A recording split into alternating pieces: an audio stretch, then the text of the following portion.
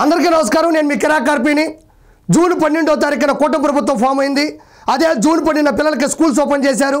అదే 12న తల్లికి వందనం పథకం అమలైంది.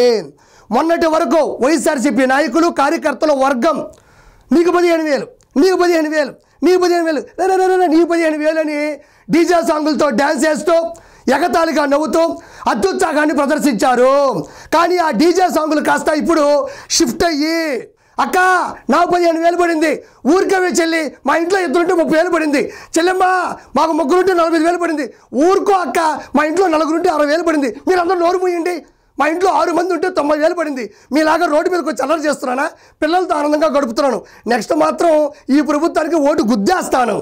ఇప్పుడు ఆంధ్రప్రదేశ్లో బడికి వెళ్ళే పిల్లలందరూ కూడా జగన్ మావయ్య మీరు పాడుకోవాల్సిన పాట అది కాదు ఇది అని చెప్పి అనుకున్నది ఒక్కటి అయినది ఒక్కటి, బోల్తా పడ్డావురా బుల్బుల్ మావా ఓకే బాయ్ అని వాళ్ళు అంటున్నారు. నేను కాదు, పిల్లలందరూ కూడా అంటుంటే ఏరియా వాళ్ళు వింటే నాకు చెప్పారు అంతే. సరే మ్యాటర్లోకి వెళ్ళిపోదాం. ఓకే, ఒకసారి మనము మాట్లాడితే కరెక్ట్ కాదు కదా, జగన్మోహన్ రెడ్డి లాగా ఉచిత ఉపన్యాసాలు కాదు కాబట్టి ప్రూఫ్లు ఇవ్వాలి కాబట్టి చూద్దాం. ఇలా చూడండి, అమ్మ కళ్ళల్లో ఆనందం, ఖాతాల్లో తల్లికి వందనం జమ. కర్నూలు జిల్లాలో ఒకే ఇంట్లో 6 మందికి.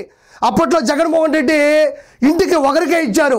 ఈరోజు చంద్రబాబు నాయుడు గారు కూటమి ప్రభుత్వం చెప్పిన విధంగా ఎంతమంది పిల్లలుంటే అంతమందికి వాళ్ళ అకౌంట్లోకి డబ్బులు నేరుగా వెళ్ళాయి. ఈరోజు బ్యాంక్ అకౌంట్ చెక్ చేసుకుంటున్నారు, ఏటీఎంలో డ్రాల్ చేసుకుంటున్నారు, బ్యాంకుల దగ్గర క్యూలు కట్టున్నారు. వాళ్ళ కళ్ళల్లో ఆనందం అనేది తనివి తీరా ప్రభుత్వం గమనిస్తూ ఉంది. అదేవిధంగా ఒకే కుటుంబంలో 6గురికి బాబు గారి కృతజ్ఞతలు, ఒకే కుటుంబానికి 65,000 జమ. పలు కుటుంబాలకు ఒకేసారి 65,000. ఎంతో ఆనందంగా ఉంది. ఒకసారి చూడండి, వీళ్ళ కుటుంబాలన్నీ కూడా చంద్రబాబు గారి పాలాభిషేకం చేస్తున్నారు. చంద్రబాబు దేవుడు, జీవితంలో మర్చిపోలేను. ఒకే ఇంట్లో 5గురికి 62,27,000 చిల్లర మందికి నేరుగా డబ్బులు వాళ్ళ కుటుంబంలో ఉండేటువంటి తల్లులకి తల్లికి వందనం పథకం కింద అమలైంది. 13,000 రూపాయలు మాత్రం ప్రతి విద్యార్థులకు ఇస్తే 2,000 మాత్రం స్కూల్ మెయింటెనెన్స్, గ్రంథాలయం కావచ్చు, మరమ్మతులు కావచ్చు, ప్లే గ్రౌండ్ కావచ్చు, లోపల టాయిలెట్ క్లీనింగ్ కావచ్చు, ఓవరాల్గా వాళ్ళకి సంబంధించినటువంటి స్కూల్లో ఉండేటువంటి మెయింటెనెన్స్ మరమ్మతులకు కూడా ఇవ్వడం జరిగింది. అప్పట్లో భారతీరెడ్డి గారు ప్రచారంలో భాగంగా మీ ఇంట్లో ఎంతమంది ఉంటే అంతమందికి 15,000 రూపాయలు ఇస్తామని చెప్పడం జరిగింది.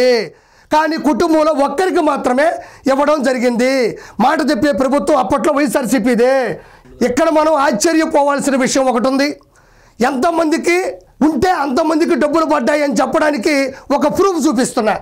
ఒక కుటుంబానికి 78,000 రూపాయలు. దేవనకొండకు చెందిన చాంద్ బాషా, షకినాబీ కుటుంబానికి వ్యవసాయమే జీవనాధారం. వీరికి 6గురు కుమార్తెలు, అందరినీ ప్రభుత్వ పాఠశాలలో చదివిస్తున్నారు. తల్లికి వందనం పథకానికి వీరంతా అర్హత సాధించడంతో తల్లిదండ్రులు ఆనందం వ్యక్తం చేస్తున్నారు. ఇప్పటి వరకు 78,000 ఖాతాలో జమ అయినట్లు విద్యార్థుల తండ్రి చాంద్ బాషా తెలిపారు. వచ్చిన నగదును బ్యాంకులో తమ కుమార్తెల పేరిట జమ చేస్తున్నట్లు తెలిపారు. నేను ఏం మాట్లాడటంలే, ఎంతమంది ఉంటే అంతమందికి డబ్బులు పడ్డాయి అని చెప్పడానికి ఇదే ప్రూఫ్.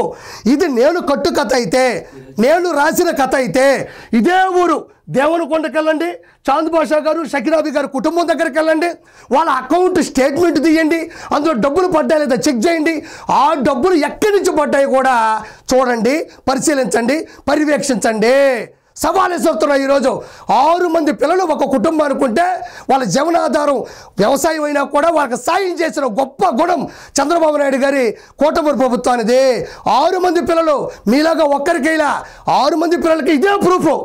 ఆంధ్రప్రదేశ్లో విమర్శించే ఏ ఒక్కరికైనా ఇదొక్కటే ప్రూఫ్.